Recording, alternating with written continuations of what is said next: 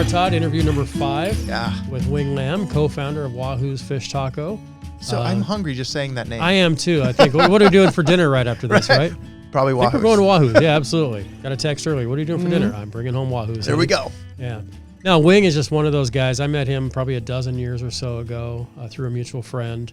And he told me, hey, when you meet this guy, you're going to know his personality in about 30 seconds just by looking at him in a brief conversation. And as you met him, what was your takeaway and your first impression of Wing? I mean, that's kind of exactly what I sensed from him. Is he just as a cool, laid-back dude. He came back in his board shorts and his flip-flops and just was like very, very real. I think we talked about authenticity. Like, absolutely. He just comes in and it was fantastic. I think the thing that I really took away from it was the way that he found that there was an audience that needed to be served, the way they started Wahoo's, and that the way that it seemed so brilliant, yet it was very organic and just kind of obvious to him the way that it worked out. So great story. And like most good entrepreneurs, they found a niche that wasn't being met, or they found just a fine way of tweaking it a little bit so that you really, if you walk into any Wahoo's now, you know where you're at. You know where you are. You recognize the personality of the founders of the organization.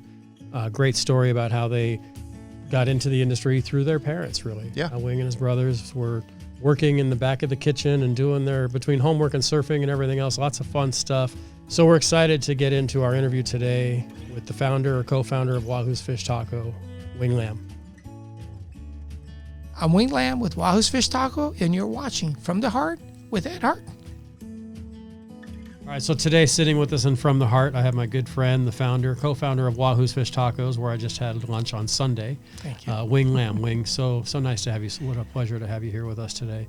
If you'd like, just tell us a little bit about who Wing Lam is for the handful of people who might be watching that don't know that yet. If you haven't figured out, there's only a few of us long-haired Asian guys in Orange County. So I always have to correct a bunch of people. I am not from the big island of Hawaii. I'm actually from a gigantic island of Brazil. And I joke about the fact that my parents forgot to get off the boat in Hawaii, and they kept going all the way to South America. Nice. Thankfully, they did, right? Absolutely. Yep. What do you remember about? I know you moved here pretty young, but what do you remember about your upbringing in Brazil? And I'm assuming you've been back a lot. Actually, the funny part is I don't go back as often as my parents and my brothers do because I don't have time. We would have a little business to run up here. Yeah. But the funnest thing is basically, of all the things that I love, which I can't do in America, but every now and again when I travel to like Hawaii or, Central America or other places, is climbing up fruit trees. Interesting. Because you'd be amazed that people here just assume everything is grown in a supermarket, which is not true, right? There are actually mango trees. There are basically things that grow on the ground like watermelon and the melons. So there are things that either grow on the ground or grow on a tree or on a vine. Mm-hmm. So I'm used to literally as a kid, after, school, whatever, just literally walking down the rows. And literally, I think about it now, how can a kid, 12 years old, eat like 20 or 30 mangoes at a time? You got to go pick them. You're not getting them in the grocery store. You're going and picking them for yourself. Yeah, so I'm used to the varieties, and it's fun, like, guavas. I mean, you name a tropical fruit, pretty much that's what I grew up eating. So those are the things that you miss. So every time I meet somebody from a tropical country, I ask them about the fruit, the plantations and whatnot, and if there's one nearby that I can actually go just to go pick them. Yeah, they have that story, bananas or pineapples or whatever it might have been. Yeah. Yeah, I was in Ecuador and Guatemala, bananas and pineapples literally everywhere. Exactly. We were picking them off the tree. Yep. So is that really kind of what, I know healthy living and healthy eating is what Wahoo's brand is all about. And I'm jumping into the Wahoo story sooner than I thought I would, but we're going to talk about a lot of things today, hopefully. And I know that that's a very health conscious, vegetarian, vegan, healthy. It's not your typical Mexican food like some places. Tell us about kind of the origins of that and where that really came about and that concept. So the idea was after college, one of the things that I went to San Diego State, another Cal State University, and one of the things that you do when you're down that close to Mexico, Tijuana, is you tend to go across the border for, great food, a little bit of surf and whatnot. And my kid brothers, we used to do it in high school. So by the time I was in college, it made it even easier because they only had to come, basically down to the border and then we go the rest of the way. So my brothers and I, Ed, we spent a lot of time, having fun. while I was going to college. And after, graduating from college, I did what anybody else would do, get a corporate job. I did all that, worked for Rockwell International on the space shuttle program, and, had a couple of really great jobs. But corporate America just wasn't the right, fit for me, I don't think. Right? I can't imagine why. You look so corporate, yeah. But back then, I had the short hair. I did, believe it or not, I wore the wingtips and all that. But it just wasn't fun. Yeah. I mean, it was a great job, but it wasn't fun. And my younger brother, Ed, was getting ready to get out of college around that time. And we were talking about, hey, maybe there's something else we could do. And my parents, everything in life is about timing. Right. My parents were getting ready to retire. And we sat around and said, hey, what are the options, right? My oldest brother was running a very successful law practice. So we talked about maybe we can all join in, right? Because we're all pretty good at it in school. And we talked about that. And I'm like, okay, I'm going to trade in one suit for another suit. Yeah. And I thought maybe, there was something else. And we noticed that a lot of the kids that we grew up with were now working in the action sports industry, specifically surfing. Okay, so Costa Mesa was the hub for North America for companies like Quicksilver, Billabong, O'Neill, Gotcha. They were all like right there. Gotcha was actually in Irvine. But the major brands are right there. Yeah. And we thought, what's the one thing missing? And it was kind of the same thing we're looking at. It was the food. Right, awesome. A gathering place. You got them doing everything else, but how do you feed them at the end of the surf session? So people would surf, but then they would talk about, there's pizza, there's burgers, but where's the fish tacos? Nice. So my brothers and I thought, we kind of miss it too, and the only way to get into the action sports industry is to have been a former top amateur, former pro, or best friends with one of them, right? Sure. That's the only way in. It's a very tight, cliquish community because it is. They want to keep it to themselves because, the only way you can talk about surf if you actually surf the pipeline, right? Yeah. So you got to have street credentials, we call it, right? So we thought, okay, we're good surfers, but we were never that good, right? And we were friends with a lot of them. So we thought, okay, maybe we can open a themed restaurant because remember back then there was the Hard Rock Cafe, Planet Hollywood. So maybe we thought, hey, maybe we can do something around the fish taco, maybe make it surfer friendly because the first people that actually knew about fish tacos were surfers anyway. Right. So that's how my brother Ed and I, Mexico and Ensenada and so forth. Ensenada. So my brothers and I said, okay, let's do this. So Ed and I said, let's design the menu. And my kid brother Mingo was still in school, so we said, okay, you can hang out in the back for now. So Ed and I set out. We found a great location in Costa Mesa, the original store, and let's give it a try. And again, it was one of those where, we're kind of Asian, Brazilian. We're not really Mexican. So let's maybe bring some other dishes. So that's where the teriyaki beef, some of the other things kind of came in handy because we wanted to be, have something that we can kind of wave our flag at that goes, hey, there's the Asian component to the menu. Yeah. But the rest of it was basically mostly Mexican inspired. Maybe something familiar that people knew of, but maybe a different take on it. A different take. And then we also brought in what we call the staple of our upbringing, the Brazilian food, which is rice and beans. Yeah. So that's why we didn't set out to do refried beans or orange-looking rice. Sure. So our rice is white, our beans are black, because that's the staple of Brazil. That's Brazil. So we were kind of one of the first fusion, Asian restaurants around. Right. And then the other thing we kind of didn't want to do was we didn't want people to wait because when you go to a taco stand in Mexico on the roadside, you just order and you sit walk down. Up, you order, you sit and you eat. So we basically brought that little taco shack indoors and made it really casual. So we were one of the first quick casual restaurants in Orange County because prior to that, there weren't that many restaurants that you could order and sit down and they bring you the food. So it was either order, get your food and sit down, or have a waiter. So we kind of came in the middle. So we didn't know we were doing all this, but we said, hey, let's just be different because obviously we're not, Hispanic descendants. We're Chinese, but Brazilians. Yeah. So that's kind of how the whole thing got started. Who were some of the early influencers for you in getting in? I know your parents have started.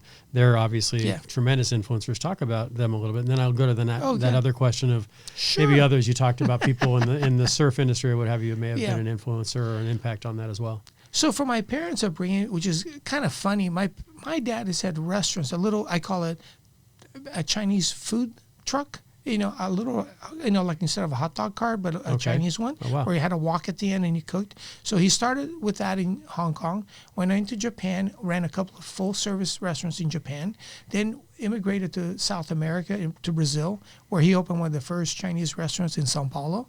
And then after we kind of got going, he ended up here in America. Thank God, of all places, Southern California is not too shabby. Yeah. And even better, Newport Beach. There you go. So he opened a Shanghai Pine Garden back in the early 70s.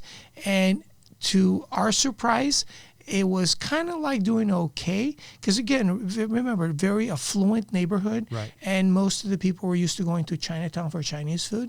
So here you have a Chinese restaurant on Balboa Island. Yeah. In Not Newport Beach, exactly. So kind of a fish out of the water. And luckily for us, I always joke about the one moment in time that changes your life, having a celebrity show up and literally having John Wayne stop by, have dinner. That's going to put you on the map. Changed the history of our family. Wow. Because from the day before John Wayne was there, you could actually walk in anytime. A few months after John Wayne was there, you could wait 30 minutes to get a table. So that's when my dad said, hey, it's time for you guys to come up because I could use the free labor as kids. John Wayne shows up again. I need some people up here to help me out. Yeah. Yeah. So we moved here in 1975. And I remember literally being in America for less than 2 weeks, being 14 years old and working at my dad's restaurant as a busboy.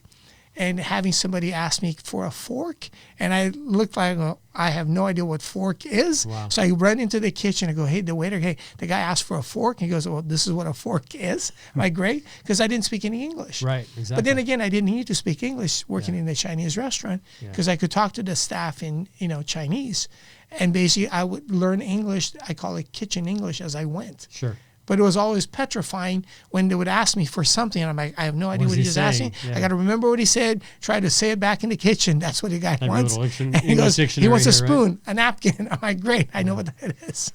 So did you know your bussing tables, you're working as in the restaurant in the early 70s.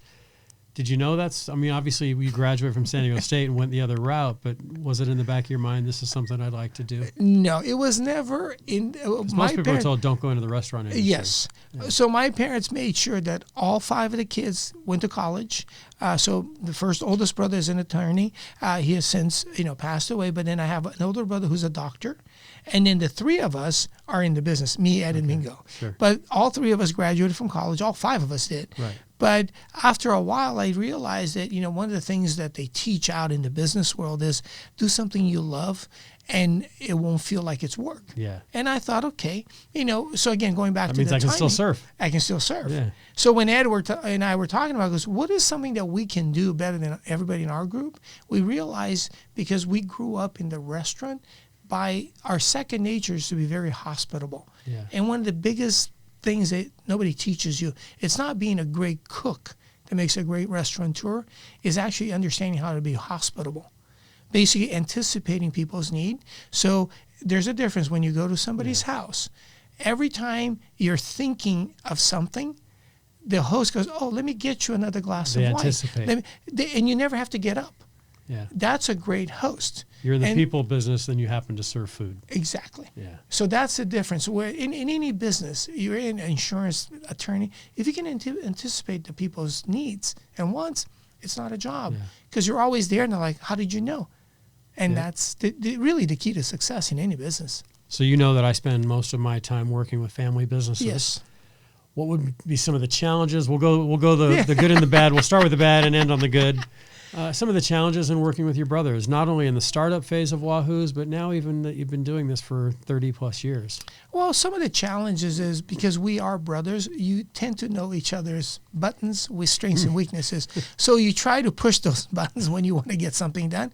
So we try to say, hey, leave the family outside and let's run the business. Okay. And then leave the business now when we're home on the weekends. So we separate the two. We still all hang out. We all surf together still after all these years. So when you're out there surfing, you're not talking about fish tacos? No, we're not. We're talking about life and fun because at the end of the day, it is competitive. But the one thing that we've all learned, I think at least from looking at some of our other friends, is you can't let somebody not carry their own weight. That's really the key. Because the moment that happens, it really kind of infects the whole business. Sure. All of a sudden, the employees, the manager, everybody's like, hey, the boss is not doing it. Why should I? Right? So you really, say from the top down, and you have to do that. So between ourselves, we can argue all we want, but we got to get the job done. Sure. So we're the first ones to be there. We're the last ones to leave. We just got to make sure it gets done. Tell us a little bit about the roles that you and your two brothers each have within the company, because I know you're the CEO, but every time I'm in an event in Huntington Beach or something, I see you there. I see your branded vehicle. You're the only CEO I know who's out there probably surfing and talking about the business, and really just you're the man among the people is what I see. So a little bit about what Ed and Mingo and you each do. Part of the deal for me was because I was there early on, I couldn't wait for customers to come in. So I immediately go get them. I went to go get them. Awesome. Really, like literally go fishing, right? So I automatically kind of accidentally fell into event marketing, PR, and all that because I was always chasing people. I would go to the trade shows, I go to the surf contests, I go to the concerts, and half the time when you have these startup bands, like who wants to go see another garage band? Especially nobody's ever heard of them. Well, today you got these amazing world touring bands, but back when I met them, they were garage, basically who knew them, right? Yeah. So we got a lot of these really well-known. So it wasn't that difficult back then to say, hey, wants to go on a Friday night to go, serve tacos to a bunch of unknowns? Or who wants to hang out with this surfer that's 10 years old? So fast forward, now everybody goes, oh my God, you've known this professional surfer, Kelly Slater or whoever, for 20, 30 years. He goes, yeah, but when I met him, he was just a kid. He's little Kelly, yeah. So there's a lot of that, truth, but I did it because it was a necessity. Right. And remember the thing is you got to love something so it doesn't become work. Right. So I learned to basically love spending a lot of time with a lot of unknowns, and they didn't know me any better. So I was the unknown taco guy. They're the unknown skater or surfer.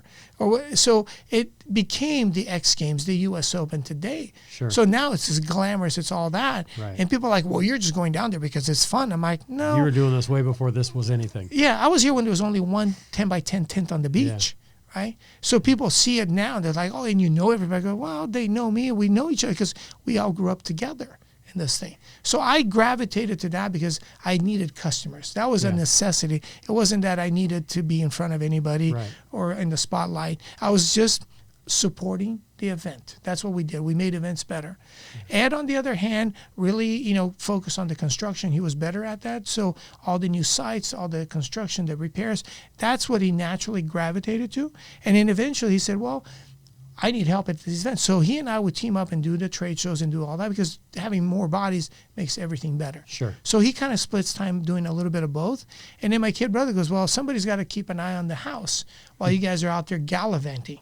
So today it's gallivanting day, and it was like, hey, schlepping tacos, right? Yeah. So he's there doing, the accounting, payroll, all I call the back of the house functions to make sure that we're getting paid, we're actually profitable, and we can pay everybody to make sure it happens. So you understand your roles, and I think that's critical in a family business, that you have very clear-cut roles and defined responsibilities, and that's what makes it work.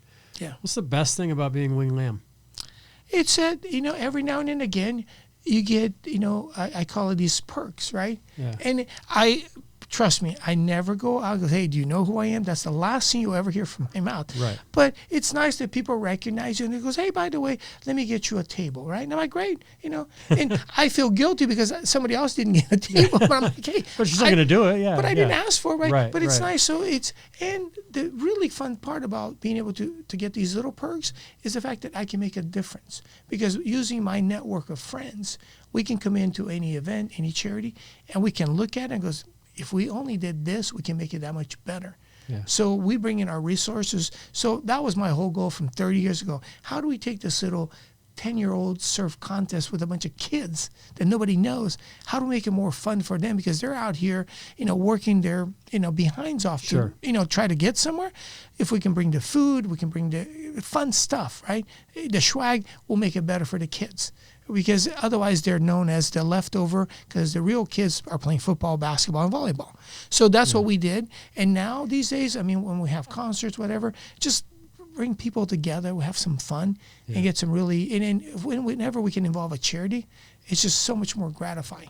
So how do you choose? That's a perfect segue into the next question. How do you choose where you put your time? What charities? Because I know that, I look on your walls and I see the Little League sponsorships that you do and the kids and the pictures. I was just there a few days ago, and you can't say yes to everyone. We can. Where do you say yes and why? We say yes to the people that we like. It's just one of those, because it's like, if it's no fun being at a charity event, it becomes work. Yeah. So the people that appreciate what we do, We love working with them. So whether it's the Alzheimer's Association, or it's the cancer, it doesn't really matter. Cystic fibrosis, it's the people. Yeah. Because at the end of the day, we're going to use our resources to make people's lives better. So we just want to be appreciated for doing all the hard work. I know he had a great guest here earlier today, sure. Charles. Yeah. He and I, we team up. We do some amazing, fun stuff together. I was going to ask about your relationship with Charles. It seems like you guys have really clicked for a long time. Because it's been great. We've only known each other for a few years, but in that short amount of time, we said, how do we maximize our resources and do more? Yeah. And so instead of the old synergy, 1 and 1, it's 2. Now we got 3, 4. Yeah. So we have a great event coming up, and that's what we do. Awesome.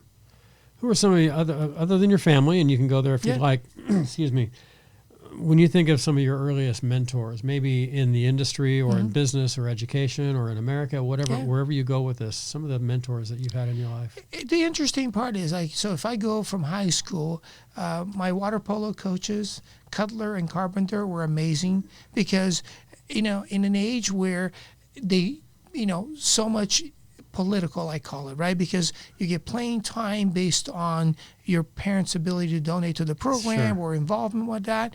I'm just thankful that I was in a time when maybe that wasn't as much of an issue as it is today. It is a lot more today. So luckily I got to play based on my talent. So I'm very grateful for the fact that they were fair.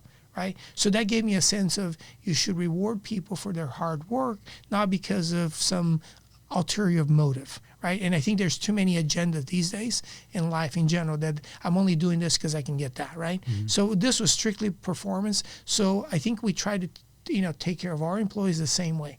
We want to base it on performance. We don't care if you're Black, Asian, Mexican. We don't care. Right. Can you do the job and you're the best at it, then you should be rewarded for it. So I think that's one of the the tough lessons and great lessons we learned early on. And in college, I love the fact that I've gotten to teach at universities recently, and the hardest class I ever took from Dr. Castaldi at the time was Management 405, which is a case study class, which means bring all the stuff you learned in your 4 years and see if you can do it. Right. And so it was also the only A I ever got into business school. Nice. It was the hardest class I ever took. And I love teaching that. I've taught it at Chapman University, Pepperdine, and Concordia Universities. So it was another great, basically person that influenced me early on. And then from the surf industry, oh my God, I can go on and on. But the main 2 guys that early on set the bar, the head of sales for Billabong was Mike Lesher, who basically always said yes to any crazy ideas we came up with. Nice. And at the time, having the number 2 brand in the world back you up, that's pretty big. It really helped. Yeah. And then the head of marketing for Quicksilver was Danny Kwok, otherwise known as DK. And he was another big help. He was, always when we had crazy ideas, he was like, yeah, sure. So those 2, having basically what I call the number 1 and number 2 brands in the world, basically help you get started. Yeah. So having those 2 guys really helped. And then a couple of years later, had the pleasure, back in the early 90s, of becoming really good friends with one of the founders of NSSA, which is the National Surfing Scholastic Association, Chuck Allen. So Chuck started the USASA for snowboarding. And he basically joked about, hey, do you want to come and snowboard? I had no idea how much work I was going to be involved. Surfing on snow, right? That's what you're thinking. Yeah, right? And so this is in the early 90s. So I've served as a past president of the association, chairman. I've served numerous positions, but it's been a lot of fun. So the surf, skate, and snow have been really the cornerstone of our business. So having these, I call it pioneers, help us out. And both Chuck has passed away. Another great friend was Bruce Brown from the Endless Summer. He passed away a couple of years ago. So having these iconic guys, and the funny part is, it was always about breaking bread with these guys. Nice. Because we would sit around, make food, and we would, talk and reminisce about the old stories. And these are guys that basically were all behind the scenes making things happen. So we were basically the support system to the whole action sports industry. That's excellent. So you talked a little bit about, we've talked about your mentors. When a young man or young woman comes to you, and I don't know if people walk up and say, will you mentor me? But you obviously mentor people. I know that you teach, and I've run into several of your students over the years. What do you look for when you're looking to mentor a young person? The ability for them to actually want to do something and not looking for what I call an easy way out. And you can usually spot it because you can give them, I guess, clues of what it's about to happen, right? And give them guidelines and just make sure that, yes, follow your path, follow your dreams, but here are some of the things to look out for. And most of the students that I mentor over the years that pay attention, I call it, they actually have done fairly well. And I've stayed in touch with most of them. And it doesn't matter. I got, foreign students, and they crack up. Yeah. That I'm willing to take the call, and I'll talk to them and just kind of check up with them from time to time and see where they are. Excellent. You're still teaching? I'm taking a little sabbatical right now since I have my little 4-year-old. And so as soon as he's more, I think, full-time, I like to go back and teach. Yeah. Talk about how your faith has played a part in your business world. It's one of those where you have to believe, right? Because things don't just happen. I mean, yes, you have to prepare and all that stuff, but there's things in life that if I wish I could say I was here and it happened. So faith is that, because it kind of gives you an explanation for what you can't really understand. Right? True. So it's a big part. I mean, we do a lot with the Catholic Church. We do a lot with the Christian. So we really don't pay. I mean, we're not exclusive because we have so many friends that are Jewish. My parents are, Buddhist. So we try to say, hey, whatever the faith is that moves you, keeps you center. Let us help you do an event with it. So we try not to say, hey, this is better than the other. They're all different. And I'm pretty sure, depending on which way you look at God, he's a different shade of the same person. Yeah, absolutely. Yeah. So winding back the clock 30 Sure. years and the inspiration for Wahoo's and doing what you're doing now didn't come. Have you ever thought about what you might be doing? I know you started out in corporate America with the wingtips, so to speak. Have you thought back at all of like, wow, I sure am blessed or lucky that I am where I am, or if not, maybe I would have been doing I would have been else. Probably in aerospace still, Yeah. after all, because that's what I left. And one of the things that I do look back is that of all the things that I do in life, I'm a marketing guy, but I have a finance degree. Oh, wow. So I'm That's a right. pretty good numbers guy, and but it's all about taking something and making more of it, right? Yeah. And so finance gives you the creativity to do that. But it turns out that you can't make any business marketing decisions without knowing what the financial implications are. That's true. So instead of just coming up with great ideas, you got to know what the we got to impact. fund this. You got to fund it, and got the up and what the down is. So I probably would still be in aerospace somewhere, but luckily for me, my calling came, and here I am making tacos. What's your favorite item on the menu? It's funny. If I could just eat white rice and black beans every day, I'd be so happy. Nice. That's good. Yeah. I think I've tried everything at Wahoo's, Yeah. and for me to say that I have a favorite wouldn't be fair to the others because I like them all. But I do kind of go to the citrus hot tacos. I like yes. those. That's good amazing. stuff. Yeah. What's your legacy? What do you hope that with Levi, your young son, and with your younger folks that work for you and so forth, what are you hoping that the legacy will be left behind for Wing Lam at some point?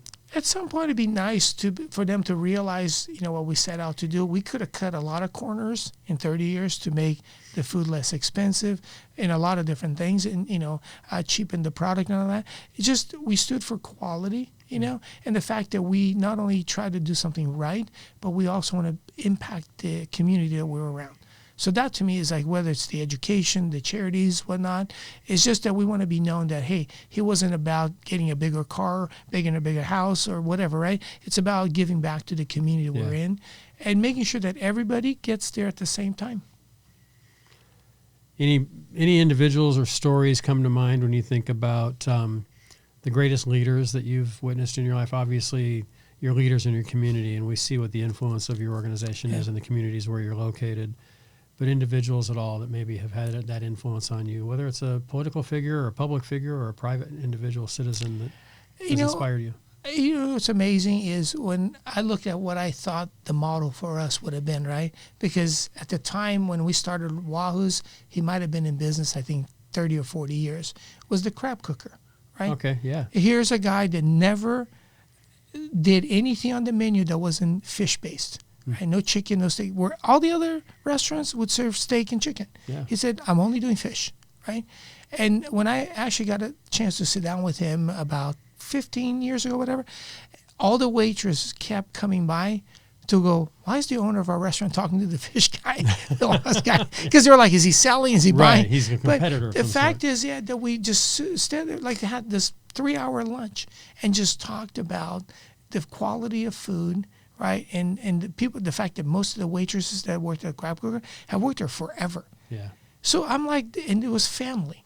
So that to me kind of like, you know what, I want to be able to do that. So when you talk to some of the people that work for us today, you might be surprised that the mom has worked for me for 20 years, right? The brother might have worked. So that to me is I create that sense of family, and that's kind of fun, right? Because people look at me and go, wow, that is crazy that somebody's been working for you for that long. I was, and I still like to be able to do the Hispanic quinceañera for one of my original cooks, right?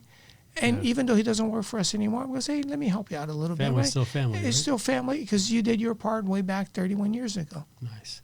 Yeah, I think the turnover in your industry is close to 100%. Oh, 100%, yeah. And I go, the one we go to, it's the same people we've been seeing there for years. So you treat them like family. Is there anything else that you would attribute with the culture? How would you describe the culture within the organization that could be applicable to any organization?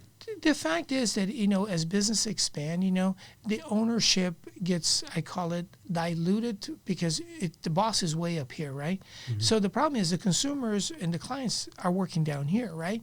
So the idea that for us instilled the sense of mi casa is su casa. Mm-hmm. So every store, that is, to the employees there, that is your home away from home. Right. So treat the guest, the customer, as though they're family. And you'd be amazed the relationship and the community you can create. So that's why people have their favorite locations, because actually people know your name. They know your order, right? And it's hard to have that in our day and age where everything's moving so fast, right? So that's one of the things we pride ourselves in, is having that sense of, even though we may have 10, 20, 100 stores, that's your store. Right. So if we can instill that value in them and say, hey, this is what your deal, right? Even though I'm in the corporate office, this is your store. Yeah. Yeah. When I go into stores, I ask everybody there seems to know you. Yeah. So obviously you frequent the stores. What's your policy, or what's your plan, or how often do you go into? I try to visit as many stores as I can, as often. Again, I make the rounds, right? Mm-hmm. And one of the things is throughout the year, when there's special gifts that we do, like we'll do a special edition shirt, things like that, I personally go to the stores and I deliver them. Trust me, it's a long couple of days because you can't do it in one day. Sure. It takes me almost a week to go visit all the Southern California stores, but I make a point to always bring gifts, and it could be a hat, it could be a T-shirt, it could be a box of donuts, right? Yeah. But I always make sure that I let them know that I appreciate what they do. And same when I go to Hawaii, when I go to Philadelphia, I always come with gifts. Because I know that, as an employee, they may not feel appreciated. Right. And I'm letting them know that I appreciate it. Especially at the distance, who they don't see you as frequently as maybe they do here. Yeah. Are there leaders or authors or others out there that you've read, books that you've read, or people that you kind of look at? You laugh. You're not sitting there you're either surfing or running the business, right? So, the one guy that kind of cracks me up, because he's one of the few authors that I'm friends with, is Tony from Zappos. Oh, yeah. He does an amazing job. Again, culture. Yeah. He has the same, culture that we have. It's about taking care of your employees and all that. They have a very, very low turnover rate. But again, it's about investing in your people. They are your first customers, right? Right. So when you invest in your people, they take care of your customers. Yeah. Which is amazing. I don't know why more people don't think like that. It seems so easy, right? Yeah, don't yell at them. I mean, don't do anything. Don't belittle them. Don't do anything that you wouldn't want done to you, right? So I learned that early on. So I have stacks of amazing books of people that I've met. And people deliver books to you constantly. And I'm like, I glance at them. I just don't have those, days where I can just sit there and leisurely read, because I do miss reading a great novel. Right? Sure. So Robert Ludlum, all the old, Born Identities, I love reading all those. Yeah. But now I go, I don't have 10 hours to read. I got to just watch the 2-hour movie. Yeah, watch the movie. Which is not the same, because in your head you can visualize a lot of things that are not in the book, but you can make up things, right? So I miss that part of reading books where you can actually think about what the author is trying to do, what to accomplish, instead of just seeing the visual in a movie. It's not the same. You talk a lot about surfing. Yep. I surfed a little bit in high school, not much. My friends who are watching this would laugh and say, really? Yeah. That was called surfing? I thought that was floating or falling. Yeah. First of all, why do you love surfing? I mean, it's an obvious question, I think, but surfing, I think, is so analogous to a lot of things in life. And I know you and I have talked about this before. Tell us about your love for surfing. Where did that start? And what does that teach you? And what does that do for you? Well, it started with, when we moved to America, because one of the first things, we wanted to do is become Southern California like kids, right? So one of the things was either play volleyball or surf, right? Yeah. So surfing was, but trust me, it's probably one of the hardest sport to ever, get good at. I don't think I'm that good at it. I enjoy it. I'm at best, an average surfer. But luckily for me, I happen to surf near where I live, and it's like yoga. So it's that moment where, because I spend so much time dealing with people. When you're surfing, it's like the Zen. It's you and the wave. Yes, there are friends out there. But for the most part, it's just you're sitting there like floating, right? You're absolutely in the present. Yeah, you're there relaxing, and it's very, so it's kind of more like Zen as opposed to the hustle and bustle that I have to do every day. How frequently do you surf? When there's waves, every day. So about 2 to 3 times a week on average. Yeah. Tell us about some of the relationships that you've built. I know a few people that you've met out there in the water. Dawn Airs, for example, Airs Hotels and others. Yeah. Relationships that you've developed in that atmosphere.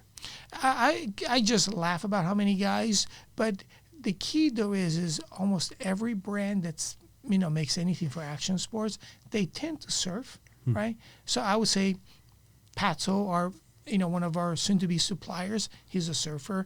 I would say, the snowboarding community, the monster guys.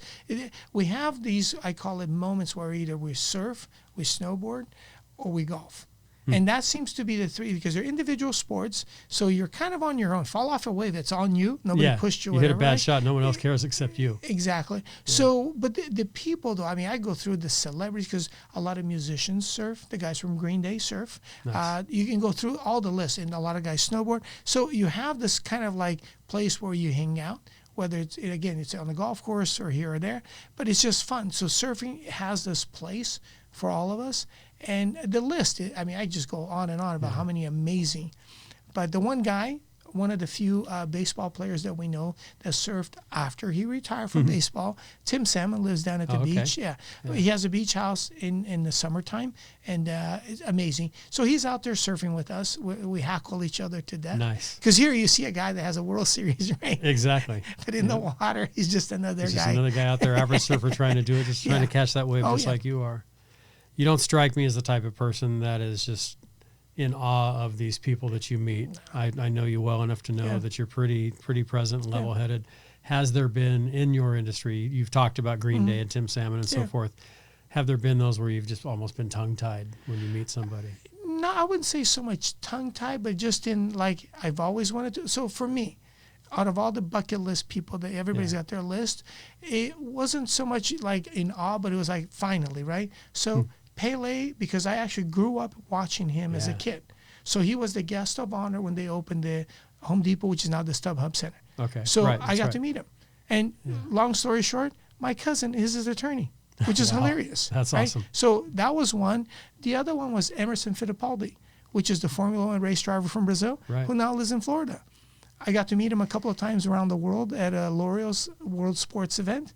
And more recently, one of my other friends' company designs the Fittipaldi wheels. So I got an opportunity to meet him here. And to be able to sit there and in Portuguese rap with this guy, that's really it's just neat. like, so it's not just, hey, let me get a picture. It's actually having something to talk about. Yeah. So most of my friends that are car enthusiasts were you were talking to Emerson Fittipaldi. Do you know who that was? Yeah, exactly. And he goes, yes, because I grew up watching him in the early 70s win World Formula One championships. Yeah. But more than that is like the two that I always grew up, I already checked them off.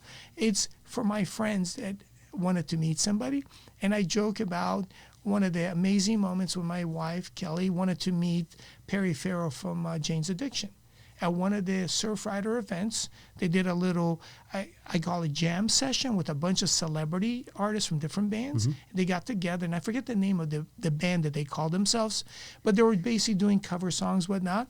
And for one song, an entire song, Perry Farrell is a foot in front of us on a stage that's only 2 feet high, holding my wife's hand while he's singing. That's pretty cool. So to me, it's like, opportunities right there. Yeah. So that's to me more exciting, where people say, I've always wanted to meet this person. Creating memories for other people. Yeah. It's because I checked my box a long time ago. Yeah. And out of randomness, how would I know that a friend of mine would end up making wheels for Emerson Fittipaldi? Exactly. So these are the things that are like random, but there's, again, a higher being up there that wants to make sure that not only do I get to do it, but I get to have my friends do it. So it can sound like you've had just this great life and everything's been so wonderful, and it is. Great family, great friends, great parents, you've created this life. Can you talk a little bit about maybe some challenges that you've overcome that maybe somebody watching today might go, wow, you know, I'm dealing with that same thing, or I dealt with that challenge as well. Maybe as an immigrant coming to the States, or something that I've never experienced, for example. Any challenges that come to mind? If you think about early days, right? You know, we talked about from high school to college, and in the first part of the workforce is they call that glass ceiling. Yeah. It's there because guess what? No matter where you are around the world, you may be the majority and you'll never see it, but you might be the minority. So you could be a white guy in China right now going, oh my God, I have no opportunity a couple of billion people, but why are they not letting me do it? Well, you're not Chinese, right? And then you could be here and goes, well, I'm sorry, but you're not white, or you're not black, you're not Hispanic. So there is that. So the more you can get through that, right? Yeah. It's better for everybody. But I felt it early on. I'm like, you got to be kidding me. I can't do this because I'm quote unquote Asian, right? Yeah. I got a degree, I got everything else, but you kind of feel it and say, okay, you know what? Let me maybe make it easier for the next group that comes through. I will battle. I don't mind taking the bullets, but let me make it, better and easier for the next guy if you got the talent. So you have the imaginary, but they're there. It is culturally what it is. I mean, and it's funny because in Europe, they may be all white, but they don't like each other. Yeah, they're different countries and they don't know. Right? Yeah. They're all Asian, but they don't like each other either. Yeah. In Africa, they're all black, but they don't like each other either. So you have that, right? In Central America, they're all Hispanic. They don't like each other either. Yeah. And I'm looking at it, go, are you guys crazy? But it's easy for somebody that grew up around the world and you see it from this level and you're like, we kind of look alike. Yeah. Exactly. But we are not from the same country, so therefore we don't like each other. Yeah. So there's that. So you kind of have to learn, to grow a little thicker skin. And it's not you, it's the culture. Right. So don't take it personally. It is what it is, right? So make the best of it. So it's you'll flee or fight. I choose to fight. I'm like, you know what? I'm going to stand up. I'm going to do what I can to try to change it. And when people see that I can do this, they're like, oh, maybe we should think twice. Set that example for them a little bit. So, and you see a lot in baseball, a lot of that because early on, guys were like, no, you can't do this. You can't do that. I mean, and when I look at the stats, how many people, quarterbacks, I'm like, you got to be kidding me. Just because the guy is the wrong color, he can't play that position? Yeah, that's insanity, right? You see it, yeah. But this is, again, stereotypes, it's culture, it's all that. So that's, to me, it's like, I wish we could, learn to literally not get along, but understand and appreciate the differences. Because at the end, inside, we're all the same. Just on the outside, we may be a little bit different, more hair, less hair, a little bit different skin color. And I see it in family business too. You see that glass ceiling you talked about. If you don't have the right last name, you're going to hit a certain level, and then you can't go above because you're not family. Exactly. How do you treat that in your family business? Obviously, there's the three brothers. Tell me a little bit about, opportunities within the family business, whether they're a lamb or not. Yeah, we don't care. That's because what we learned from being one of the few Asian families in Orange County in the early 70s. So we've been there, done that. We know what a glass feeling feels like. So we don't want to create that for anybody. So we really don't care as long as you can do the job. Most qualified person gets the job. Get the job done. Yeah. So I am curious, Wing. Everybody just calls it Wahoo's Fish Tacos because we think first of all, we're going to have multiple tacos when we go there. I never have one. Yeah. But why Wahoo's Fish Taco singular? Because the idea was to make the fish tacos from Wahoo itself. So it was like, it's the proper spelling if you're going to say, chicken taco, as opposed to chicken tacos, because that's the idea. And the name Wahoo? The name Wahoo, my brother was in Hawaii, Mingo, and he was joking about, we were literally looking at Dorados, Mahi-Mahi, Rooster. I mean, think of anything, all the names that we can think of, halibut, whatever. Nothing sounded right. And then my brother said, well, what about calling it Ono? Which is, right? In Hawaii, everything is Ono-licious. Everything is delicious. It's Ono. Ono-pupus. Ono-pupu. The best is always Ono. Right. And they said, that'd be great. But what if the mainlanders mispronounce it and call it Oh No? Oh no, tacos. Yeah. So then I like that. My brother said, hey, by the way, it's otherwise known as Wahoo. And I'm like, that's a great name. I like it. Wahoo's Fish Taco. Because I never heard of it until we literally, about 2 months before we're going to open Wahoo's. I had never heard the name Wahoo before. Wow. I always heard it as Ono. And it just clicked. It just clicked. Awesome. It's kind of like the Chevy Nova. Yeah, And Nova was great in America, but when they tried to sell a car that said Nova in South America, it means doesn't go. They had to change the name of that car real fast. Really quick. See, same thing, just the accent. Yeah, how it can be said. Yeah. Awesome. Yeah, Now Nova. I know. See, Now I will never say Wahoo's Fish Tacos again. Unless I'm having multiple. Exactly. Then you can say it. Well, it's probably what I'm going to do for lunch now that I think about it, yeah. I asked this question of a lot of my guests. As we talked about earlier, you get asked to volunteer or to give or to donate in a lot of different places. When I ask you the question, what breaks your heart? What comes to mind? When you see the little kids, that to me is just like, whatever it is that they're going through, you just kind of want to say, okay, what can we do so that they don't have to go through it, right? Yeah. And for me, one of my closest friends, Paul, whose daughter is about the same age as my oldest son, she wasn't supposed to live until she was in her teens, her 20s. Now she's in her 30s, and she's pregnant. Wow. And to have a CF person live this long, and That's not awesome. only live this long, but the quality of life, and the fact that they just had some recent breakthroughs and they got some great new solutions, it's amazing. Yeah. Because now if I can see her get through, her 40s and 50s, it would be amazing. So that's what you want. It's not just the longevity, but the quality. Right. So when you can make a difference like that, whether it's a shelter, a disease, or anything like that, it just makes you feel good that what you're doing is the right thing to do. Yeah. Talk about Kelly, your wife. I know that she's very focused on the health and wellness industry. My daughter has connected with her as well through her organization. Can you tell us a little bit about what she's doing and how do the brands kind of mesh together with what you do and what she does? Well, because Kelly's always, she was in the real estate industry when we first started, dating, and then she felt like something was missing, and she was always like, it just wasn't, I call it fun, right? And she always enjoyed, her moment of peace was taking yoga.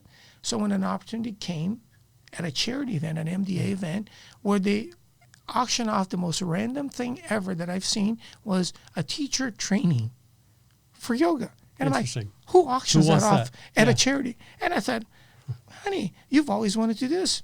You should get it. And my wife goes, you're crazy, but okay. So that was the beginning of it. And then when she became certified a yoga instructor, she goes, wow, this is different, right? But you can't make a whole bunch of money. Let's just get that out there in teaching. So then she thought, okay, it's more of a passion, right? Then she thought, okay, maybe I can teach other people. So she got into corporate. So she did a little bit more of that. Right. And then from corporate, she started getting a lot of people because, well, we can't hire you, but it'd be fun to have a day where we can talk about it. So she started creating these wellness days and conferences specifically for women at first. Now she does co-ed. And then it became about movement, eating, mental. So it became about the different parts of, call it bringing balance to your life. So along the way, we had amazing companies, Lifeway Kefir, all these brands that are in the wellness space now that are like, how can we help you? So you got Cliff Bar. I mean, these are national, global brands all helping her because what she's doing is basically enlighten people to say, hey, here's what you're doing. Maybe if you did it this way. Right? Yeah. It's still not saying you can't eat sweets, you can't have a glass of wine, but just balancing it all. Yeah, balancing all things. Absolutely. And that's what, at the end of the day, it's just finding that center, and that's what she's doing, and she's been having fun doing it. Awesome. And when you're having fun doing it, it doesn't feel like work, as you said, right? Work. So, name of the podcast, From the Heart.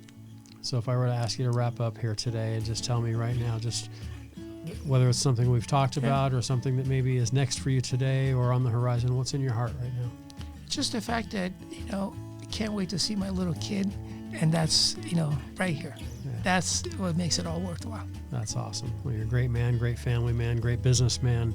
It's always a pleasure to see you in the community. It's an honor for me to call you friend.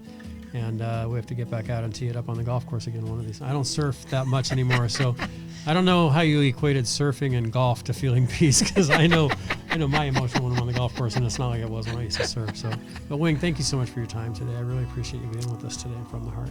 Thanks for having me. Thank you.